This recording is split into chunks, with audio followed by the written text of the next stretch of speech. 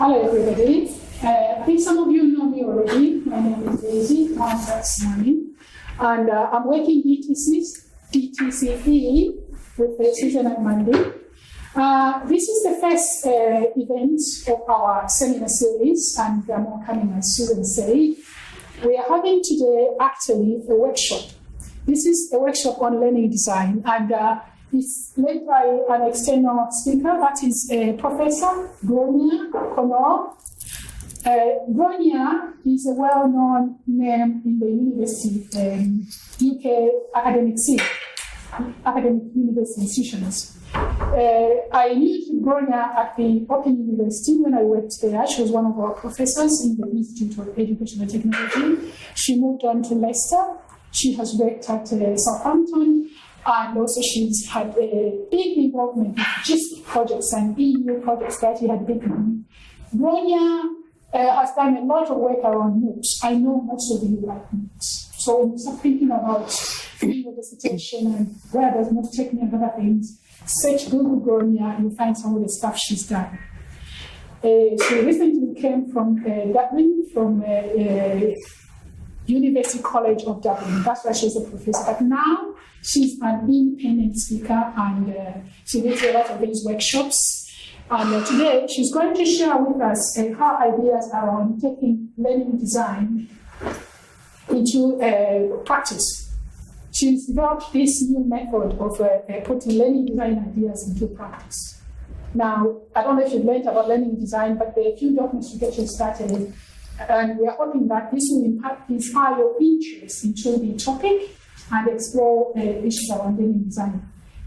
In a very simple way, and Grainne, correct me if I'm wrong or right, learning design is about the techniques and methods that you're going to use when developing courses or when designing courses. What do you need to account for? How are you going to go about it? How are you going to capture so that people who come before you will understand your thinking as you are putting together those resources? Why have we brought it to you? In the name of student experience and employability. The information we have is that some of you aspire to be working in media, developing educational media, or perhaps as teachers and all those areas. With learning design skills, if you Google learning design, you'll find that even in industry, they're advertising for jobs around that area. If you want to join an educational media production team, having skills around learning design may help you and contribute to that. That's how one way you can transfer skills from here into employability. What techniques do people use to decide how to develop course materials or course content, and how do I fit them into? So Grainne will talk us through her 7 C's technique which she developed, and she'll touch a bit on theory, because since you're talking about learning and teaching, pedagogy comes in, theories of learning comes in. So I'll give it over to Grainne now to tell us step by step what she's prepared for us in this workshop. Thank you very much for listening. I hope you can Thanks, Daisy. And you mentioned that people like MOOCs. Funnily enough, I've just written a review for a book on MOOCs in the Global South, and that will be published soon. So when I've got the link, I'll send it to Daisy, and you can have a look. It's a really excellent book. I'm delighted to be here. The learning design work essentially started when I was at the Open University, and then continued when I moved to Leicester. And we've run literally hundreds and hundreds of these workshops all over the place. It's quite challenging with the amount of you here. I normally run the workshops for about 25 to 30 people, but we'll get around that. That's not a problem. And the other thing to warn you is if you're hoping to have a nice snooze this afternoon, you might want to creep out now, because I've got to work you very hard. We've only got 2 hours, and I normally run this as a 1 or a 2-day workshop. So all you're going to get is a kind of flavour of what we're doing, but you've got the handouts and resources so you can have a look at them. Okay, so I'm not going to go around the room, which I normally would, but could some people volunteer to say who they are and what they're hoping to get out of the workshop? And if I go pale and run out the room, you'll know I've got it wrong. But can some people say who they are and what they're hoping to get out of the workshop? Oh, hi. So my name's Rob. I work in communications for the GDI at the University of Manchester. Okay. I've been involved in designing a couple of MOOCs around our research. Great. And also I do some volunteering with the International Educational NGO. Right. Uganda. Great. It'd be interesting to know how these can fit into curriculum design. So you'll be very interested in this MOOCs. I think it's called MOOCs in Open Education, Challenges, Successes, and something else. Very poor memory, so I'll get the link on there. In the Global South. It's really written by a fantastic range of authors, and it's got, I think it's 47 countries or something, you know, in terms of the Global South. So what I'm going to do, I'm going to talk at you for a bit, just to give you an overview of the 7 Cs. And then we've got a range of activities. We won't get through all of those activities, but I've given you the full comprehensive set so you can have a look at them later. And you've also got a handout. Oops, can I borrow this? Yeah, this is your handout, which has got all of the activities. So if we don't get through everything, you can go back and have a look at it afterwards. Okay, thank you. Okay. Also, do stop me if at any point anything's not clear. We can mix and match with this and tailor it to your particular interests. So, this is the background behind the rationale for developing this approach. Basically, there's a mismatch between the promise and reality, in that we've got a variety of ways in which students can communicate and collaborate, and a wealth of free resources, particularly now with MOOCs, but they're not being fully exploited, and they tend to replicate bad pedagogy, and teachers say, I haven't got the time, I haven't got the necessary skills. So there's a real mismatch there. And this echoes a survey a couple of years ago, which from the ALT organisation, which listed some of the reasons for the rationale for the lack of uptake of resources and new approaches to learning design. That's available online. I will, of course, leave these slides with you so you can follow all the links. So learning design is a pedagogically informed approach to design that makes appropriate use of technologies. And it's about 3 things. It's about guidance, about guiding the teacher and helping them rethink their design practice, which is very much what you'll be doing today. It's about visualizing the design.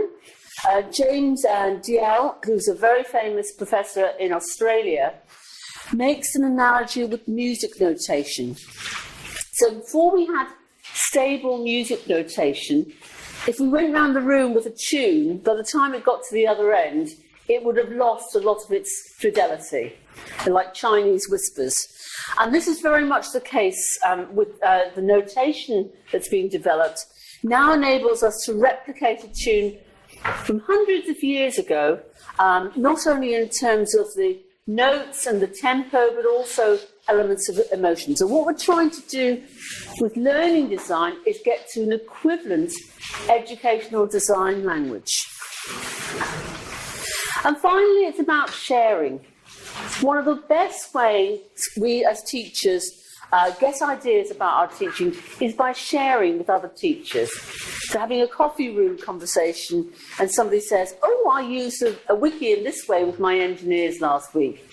And that's enough for me to think, oh, that's interesting, I might try a variant to that. So it's about guidance, it's about visualization, and it's about sharing. If you're interested in the theoretical background to this, a group of us wrote a document to articulate what we mean by learning design. It's called the Larnaca Declaration on Learning Design. I will put these links up later so you can make a record of them. So it helps to shift from a belief-based implicit approach to design to one that's much more explicit. And we believe it encourages reflection, scholarly practice, and promotes the sharing and discussion. So the 7 Cs consists of the following elements. First, it's about conceptualizing the design, i.e. creating a vision for the design. Then there are 4 Cs to do with activities, creating resources, fostering communication and collaboration.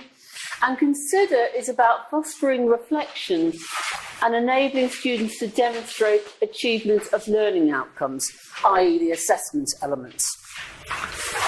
Then there's a combined C, which is about stepping back from the design and looking at it from different perspectives. And finally, it's about consolidating the design and putting it into real practice and evaluating how effective it is. For each of these, there's a whole set of resources and activities, and you're going to sample a few of these. So conceptualise, create, communicate, collaborate, consider, combine, consolidate. By the way, am I talking slowly enough? Is that okay? Okay. So do tell me if I start to talk too fast, I'll get very excited. Okay, so we're going to start with the first activity. That's my talk bit over and done with. What I'd like you to do in your groups is think about 10 ways in which technologies can ruin a course. So you might want to, you should have flip charts. I'll come around with the, okay. Yeah, whiteboards. You have 3 whiteboards. Okay, and flip charts, yeah. So if you have a think about 10 ways in which you guarantee technologies will ruin a course.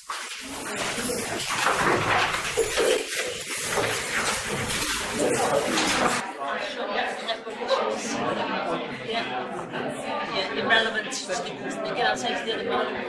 Students are very tired, so you have to make it very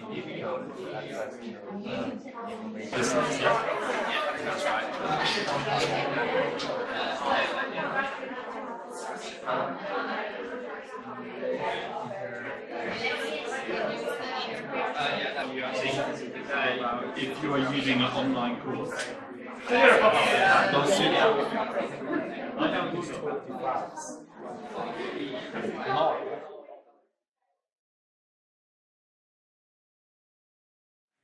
so what I'm going to do is, because we've got such a large group, I'm just going to get a few of you to say one thing that you've got on your list. And I'm going to pick people, because I know you weren't very good at putting your hands up earlier. So this group, can you just give me one of your examples? Sometimes it's unfair for everyone because the electronic devices are different, and maybe some students who are in poor situation, they can't get advanced technologies, or some disabled people or special groups. Yeah. So it can be unfair, and it can be not equal across everyone, and also people will come to it with different kind of skills and preferences, so that's a really good example. Let's just pick a few more. The first one is overuse of digital technology. Yeah, that's really good. Overuse of technology. I think quite a few of you had that. I just think the no supervision system is a really serious problem. Yeah. And students need support. You can't just design a good course. You need to help facilitate and deliver it. Great. Let's get one more from over here. We think the privacy, some tools that put students' privacy at risk could also ruin the course. Yeah, that's a really good one. And that's particularly important nowadays as privacy has become more important and prevalent. Great. So the next activity is this weird set of cards that I gave you. This is about creating a vision for your course. So what you're going to do is take the cards and look at them and decide which ones are really important for your course, which ones are not that important, and which ones are completely irrelevant. So if you have 3 columns, so put your cards into the 3 columns. Let's say your course is a professional one where word-based practice is really important. That would go in column 1. And maybe that course doesn't have any exams. That would go in column 3. So 3 columns. The first one is things that are really important. The second is things that are there to a small extent. And the third is things that are irrelevant. You've also got some blank cards, so you can write on your own things if you want to. In terms of what the cards mean, discuss amongst yourselves and come to a consensus. But if you've got any problems, just put your hand up and I'll come over. One that often confuses people is something called feed forward. So just as we give students feedback on their assignments, feed forward is about saying, okay, for the next assignment, we're going to focus on this, and these are the kinds of things you need to look for. So you're giving feedback forward, okay? So if you want to work in groups, before you do, you need to decide on a course that you're going to design. So what I recommend is either choose a course that one of you is involved with, or perhaps make one up, it doesn't matter. So you're going to decide on the course, and that's what we're going to work on for the rest of the afternoon. So decide the course and then use the course features card. So what course are you going to design? So we need to choose a course. That's right, yeah. Because if you think about it, first, how you would design a course would be very different from how you would design a professional course for nurse practitioners. So the nature of your course determines, is guided by that. So decide your course first. Either one of you done, or make one up, okay? Does that make sense? Yeah. Hi, how are you getting on? Have you decided on a course? So what sort of things are you looking for to determine whether... Sorry, course? Are you talking about what demographic? Just what I'm saying to the other group is how you design a first-year undergraduate maths course will be very different from how you would design a course for nurse practitioners. Yeah. So the nature of the course and the type of students is tied up with your design. Either a course you've done or you want to design, or make one up. Okay. You know, you might be teaching Chinese to tourists who are going to visit China, for example. Okay, good. It's very useful. It's really nice, isn't it? Because one of the things that drove me to develop this whole approach was that teachers tend to rely on the content. Yeah. They're comfortable with the subject matter. They typically, well, certainly in the old days, didn't have any training, pedagogical training. So these activities are designed to get people to think, teachers to think outside the box, beyond the content, the student's experience and the activities. And this is for just a really higher level vision for the course. Yeah, great. And if some things don't make sense, just decide, in your view, what you need it to mean, and you've got spare pieces of paper. That's right. So, because we're slightly bending, well, we don't want, sustainable, how it can mean lots of things. They can, exactly. We were thinking about human social, others. Yeah. So you could use additional ones, that's fine. Yeah, great. A cooking course. Oh, well, come on, I love cooking. Excellent. What kind of food? Any kind of food? Or? Chinese food. Oh, excellent. So it sounds good. I'm definitely coming on it then. Yeah. So, as it's a cookery course, it's going to be quite practical as well. So you've got some spare sheets as well. So if you want to, you can write additional things. It's going to be quite practical and applied, and you're going to be developing people's skills. So give them yeah. And support them as you're going around. Yeah. We live in UK and we always use a cooking app to learn how to make delicious food. Oh, nice. Yeah, and we have a lot of apps. Yeah. We can learn how to cook Chinese food step by step. Ah, nice. Yeah.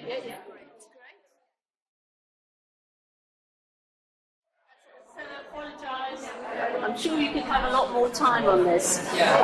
What's really nice is going around the room, I could see there were very different ideas for the kind of courses you were doing. So if I could just pick a few tables, and if you can say what you're designing, what course you're designing, and just a couple of comments about the cards you've chosen. So this group, what are you designing? We are designing a language course. A language course, great. And do you want to say a little bit about the cards you've chosen? We think that for a language learning, very important factors are the authentic resources. Yes. You've got very authentic language. And step-by-step instructions. Yes. We are learning all the way, not... and you need to have a certain grasp of the vocabulary before you can apply it. Yeah, good. Great. I did 2 Spanish courses at the Open University, and they were fantastic. The resources were great. etc. But there wasn't enough application for me to speak, and that's my weakest skill. So they're designing a course for cooking Chinese food. So I've already signed up. Do you want to say a little bit about it? Actually, our original idea was develop an app like all Chinese students know it's called 下厨房 or okay. It's like every student could use this app during course. It's like a blended course. Okay. Teachers could use app to let students use the app step by step. It's like a path, so they could see more clearly. Great. Yeah. And then they will use the Sorry. The guidance and practice both are very important. Absolutely, yeah. And I was saying to you earlier on, you've got a very practical, skills developing kind of course, very different from the course that you guys are designing. Of course, if there are any students not from China, they could ask the tutor. So I think the tutor is very important. Yep. Yeah, and the second one is the scaffold learning. Yeah. It's like just I said, learning step by step using the app. It's engaging, kind of engaging form.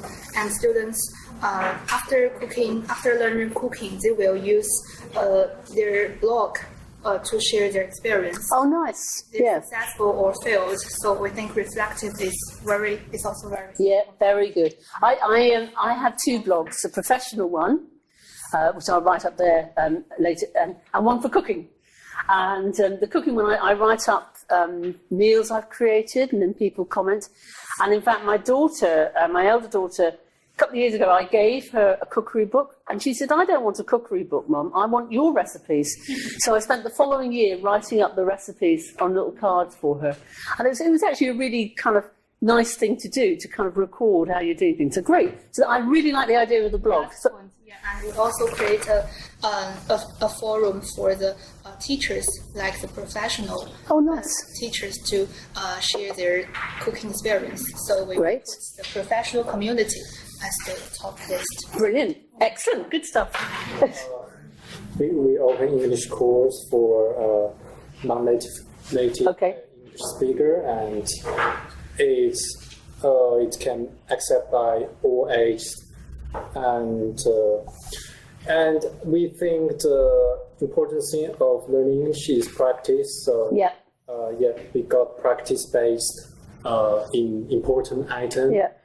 And exam assessment is also important. Yeah, and that's particularly true because when students come here where English isn't their native language, they have to prove they've got a certain requirement level, haven't they? Yeah.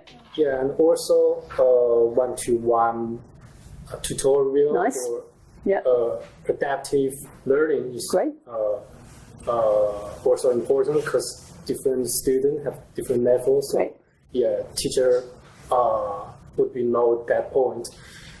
And the middle important item, we got some teacher can talk about his or her individual experience or personalized experience to the children and tell them how to learn English, the methods they got, and peer support is also important because when students finish the class, they got lots of time to learn English, so they can learn support through each other, peers or each other. Lovely. Our course is about money management. Yep. That's to help students to manage their money better. Great. And do you want to say something about a couple of the cards you chose? Yeah, we think the most important thing is practice and student. Firstly, we need to respect students' choice. Yeah. To satisfy their needs and their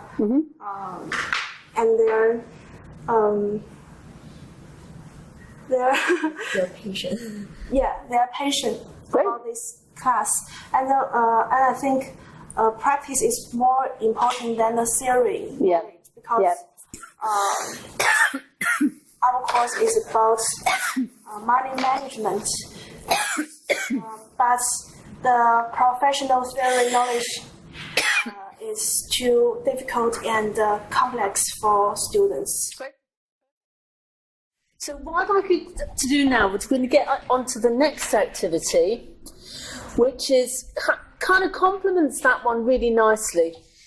It's to look at the nature of the students that are doing your course. What are the typical kind of students who are going to want to learn about Chinese cookery or English language or e-learning or what have you? So the typical nature of your students. And this is based around the concept of personas.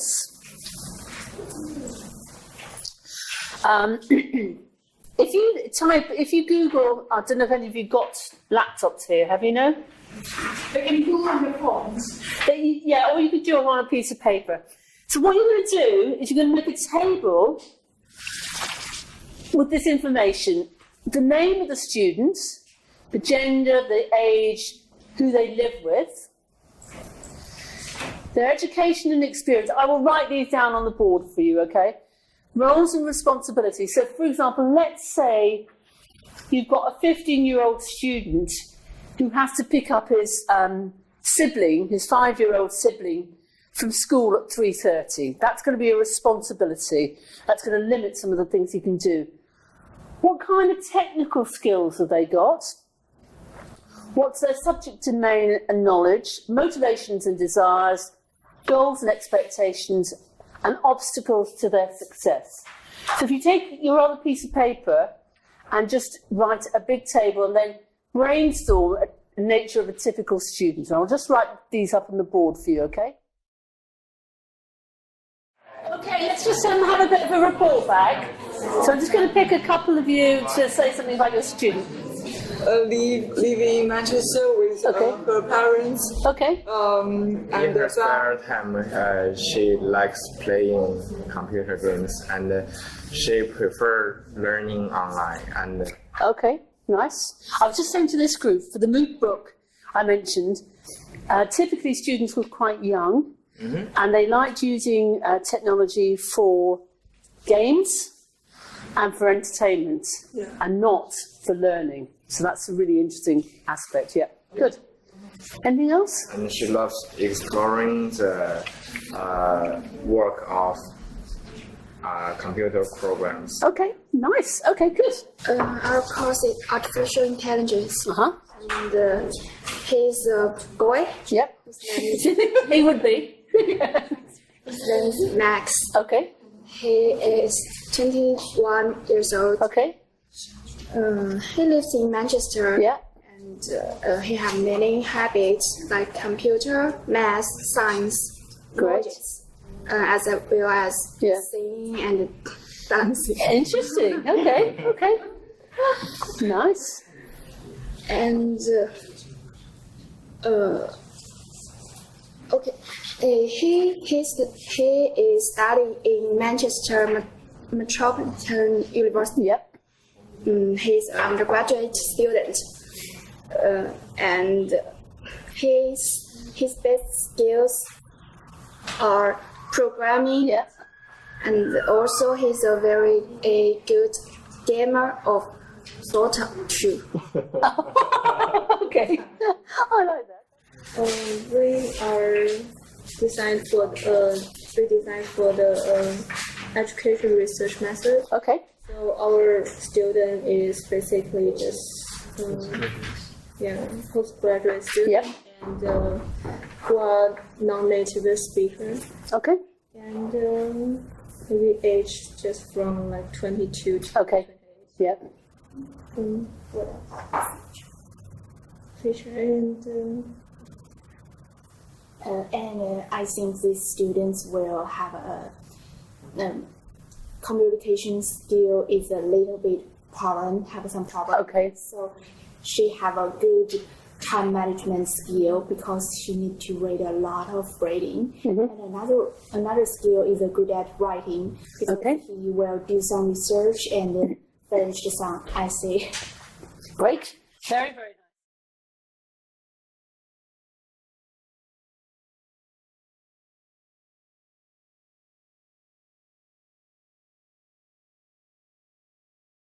I just want to point out to you something that's on your table. I've sent this to Daisy, so if you haven't got a copy of this, you can get it. You can, if you Google hotel learning theories, you'll find it. This is a really fantastic resource created by a guy called Richard Millward and colleagues in Dublin Trinity University. And what it does, if you look at your sheet on your table, in the middle, it lists the original subject disciplines that theories have come from. So, education, philosophy, social anthropology, etc.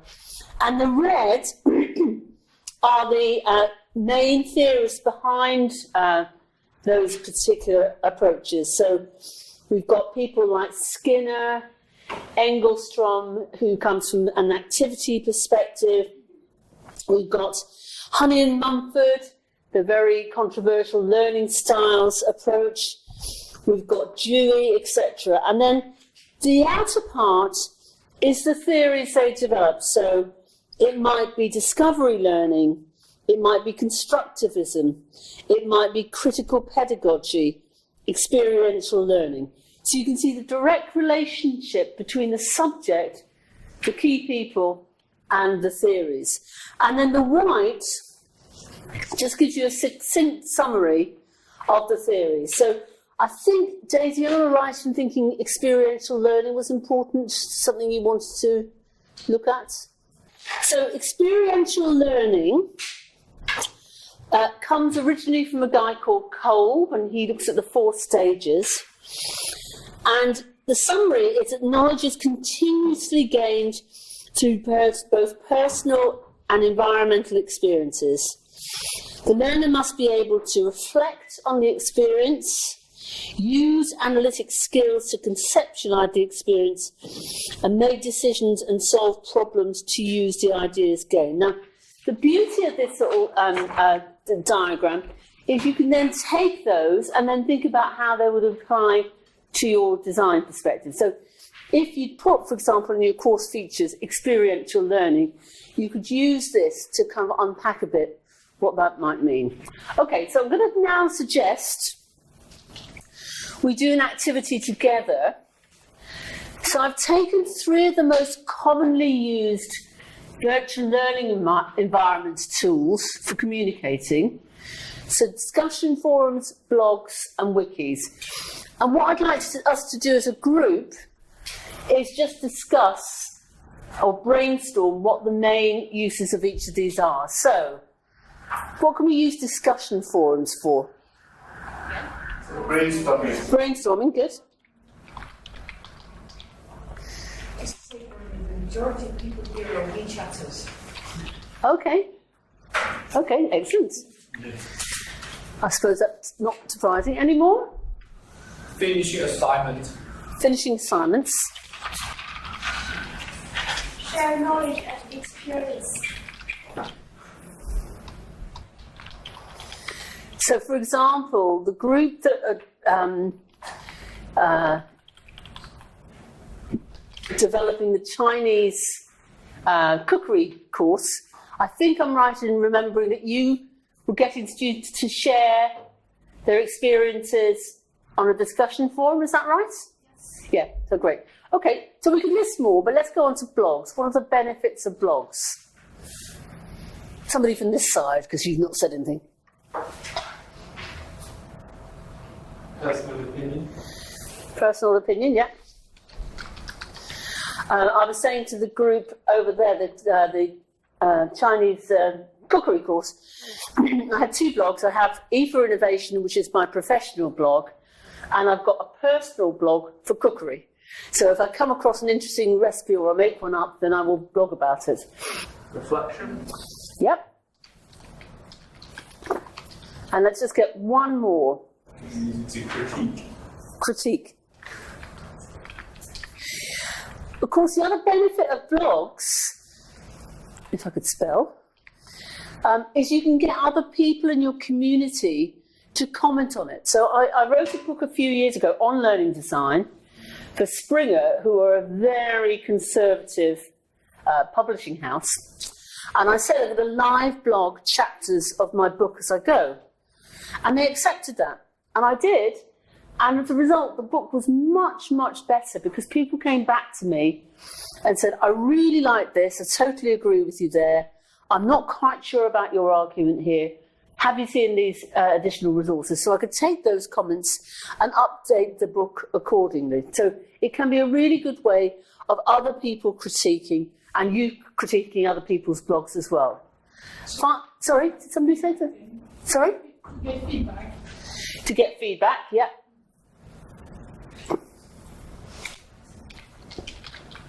Great. What about wikis? How can they be used?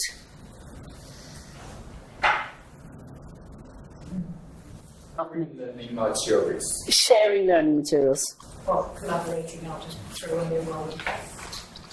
Just a bit, sort of peer moderation or feedback.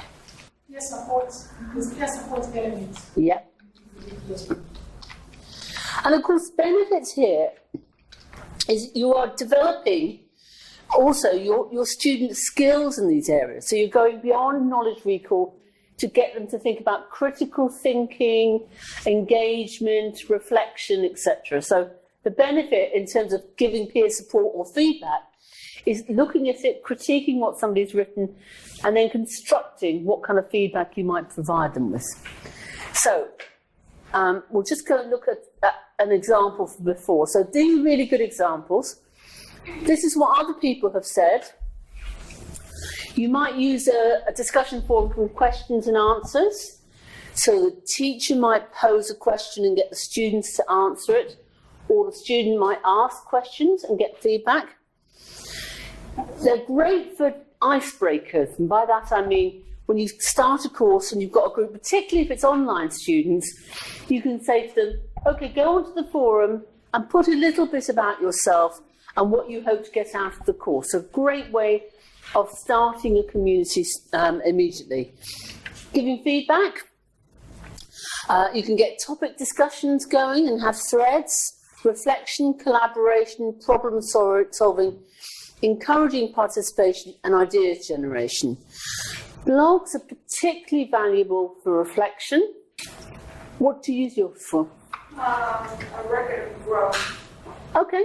So, when I was learning game design, so what I learned, and then basically I can look back and I can see the development. Lovely. Which I couldn't do if I hadn't been. Yeah, and a lot of PhD supervisors encourage their PhD students to keep a blog for exactly that reason, so that both the student can look back and reflect and see the progress, but so can the supervisor. So it's a very valuable way of saying, this is where I am right now, and then seeing how your ideas develop. The other really good example I've seen is teachers out on placement, which can be very lonely because they're out on their own, and they can start to blog and reflect on how they're applying their theory to the workplace. So they can say, what I did today was an example of constructivism because X, Y, Z. So really good way of generating a community. Great. It can be good for expressing ideas or summarising research. I use my blogs to maybe summarise things I've got from a conference, or maybe I'm working up an idea and it's not good enough for a paper yet. So the example I'll give you is MOOCs. A few years ago, I developed a 12 dimensions for MOOCs, rather than talking about X MOOCs and C MOOCs, had 12 dimensions. I wrote that up in a blog post. It was my initial thoughts on the idea. And again, people came back to me, and eventually I published it as a paper. It can be useful for communicating successes and pitfalls. One of the things I'm going to do with the review I did of the MOOC book is summarise my review and put it on my blog. Disseminating information, and it facilitates in-the-moment thought. So you can kind of, sometimes when I do a workshop, that evening I'll go back and I'll write up some of the things that struck me particularly about that workshop. Wikis, as you said, excellent for collaboration. Probably overtaken now by Google Drive, I would say. One of the criticisms of wikis is they're a little bit technically complicated. Ideas development, brainstorming, it could be project collaboration, getting students to work in teams. I think one of you mentioned the idea about sharing resources, for example. Of course, you can use each of these in a wrong way.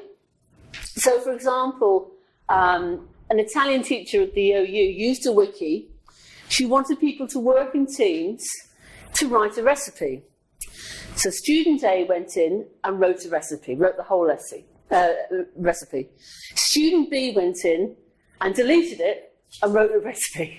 Student C went in, deleted it and wrote the recipe. So they weren't collaborating, they were misappropriating it. Okay.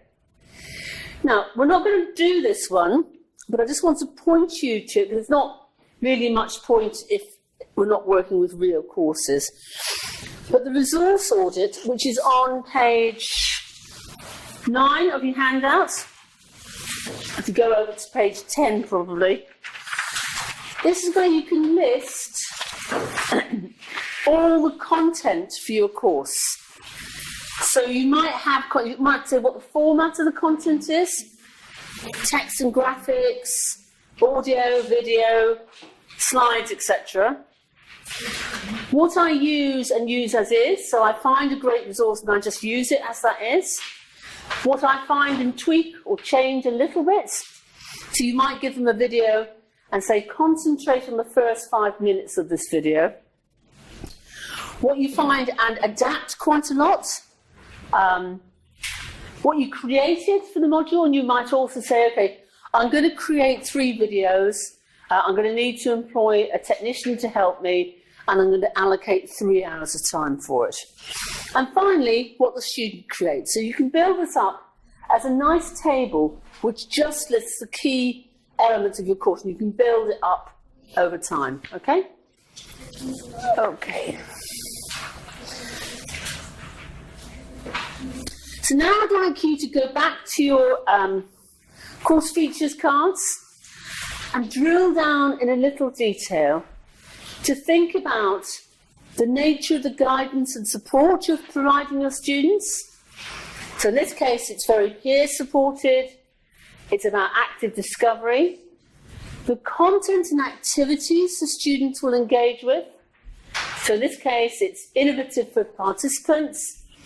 The forms of reflection and demonstration of achievement of outcomes.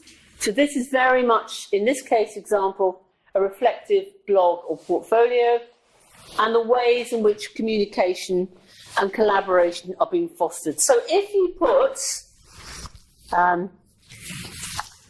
collaborative as a key thing in your course, now unpack a little bit, what does that mean in terms of the guidance and support you're providing the students, the content and activities they'll engage with, the forms of reflection and demonstration, etc. And you wouldn't necessarily have to fill all blocks for each card, but take some of your cards and just start to play with your... you might have some activities where you get students to do peer support. So you might say, it might be in the form of giving comments to other students' blogs. Yeah. Okay, so you wouldn't necessarily have to fill all 4, but you're unpacking, having said this is really important, you're saying how does that translate into what the students are actually doing and what support they're being provided with. We need to write down the specific things that we need students to achieve this. Yeah. And I think on the next page, no, maybe not. Yeah, there's an example. So here's a course, a postgraduate course. In terms of guidance and support, they've got the student portal, the program website, etc. Okay? And there's some comments there about it. It is expected that students will be able to use graduate level study skills. In terms of content and activities, there are 3 blocks to study, a list of detailed learning outcomes, etc. and so on. Okay? So that might be useful to guide you. I said peer support is really important. Okay? What does that mean in terms of those 4 things? So what guidance and support might we provide? What activities might they engage with? What forms of communication and collaboration are there, and reflection and demonstration? Each card won't necessarily go across all 4, but you're unpacking that and putting in the detail of what does peer support actually mean. Okay? So should we just get some feedback on some of your discussions and comments? So you guys, do you want to say something? Because our teaching is about music. Oh, nice. Primary school. So we add some new things such as teachers show some songs example for students, and we put it in the demonstration. Nice. Yeah, excellent. Very good. So we think the self-assessment is very important. Okay. Because students need to know the weakness and the strengths during the learning, so they can make progress in the future. Great, and because it's finance as well, you can see why that would be important. Lovely. And we sites often take into the guidance and support areas. And we put problem-based and practice-based individual or personalized experience into the content and experience areas, because we think according to the problem we meet from the students and the practice problem and maybe the ideas that we meet from the practice and some individual experience from the teachers, we can, as a content lead, ways to give the lectures or courses to the students. Nice. And we put exam assessment and group tutorials and scaffolded learning into the reflection part. Lovely. Because we think after the exam assessment marks, we can know whether the students master all the knowledges that we taught to them. Yeah, and last we put peer support into the communication part. After the exam part, we think the students can talk with others to discuss their problems they meet or why they did not achieve a higher mark.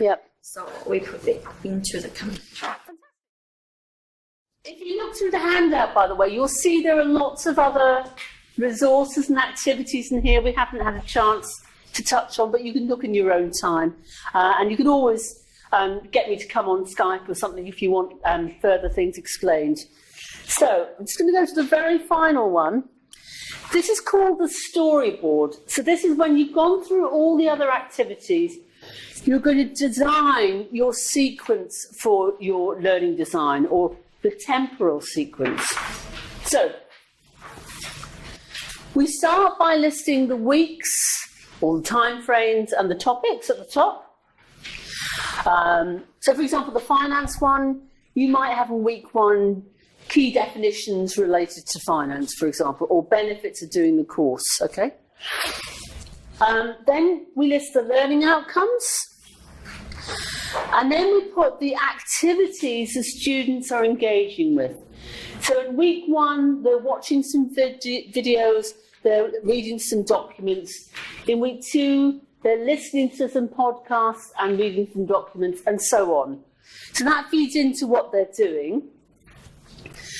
And then below the line is what they produce. So in week 1, they might produce a document. In week 2, they might produce a blog post. And finally, they might have a reflective diary on their learning and a group presentation. So above is the things they take in, and below is their outputs. And then we map the assessments. So the teacher might give critical feedback in week 1. you might get the students doing peer feedback in week 2 on each other's blogs. And there might be summative assessment of the group presentation and the reflective log. And the final is we map the learning outcomes. So the first week maps to learning outcomes 1 and 2, the second to 3, and the final to 4. If any of the assignments don't map to a learning outcome, either you need to take that learning outcome out or you need to put an activity in which will achieve it, okay? So that's the complete storyboard, and it's really very satisfying to do it at the end of a kind of long, hard day like today. We haven't got time, unfortunately, but it gives you a feeling. What I'd like you to do is take 4 post-it notes each, can I borrow some, and put things that you liked about the workshop today, 3 words to describe the workshop, room for improvement, and action plan, what you're going to do as a result. And I will put these up on the board, and then you can stick up your answers. So things you liked, 3 words to describe the workshop, room for improvement, and action plan, what you'll do as a result.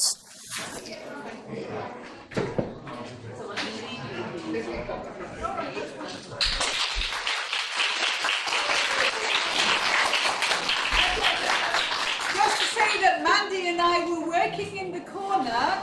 We were using what Grainne was talking about to design a new course next year and the year after.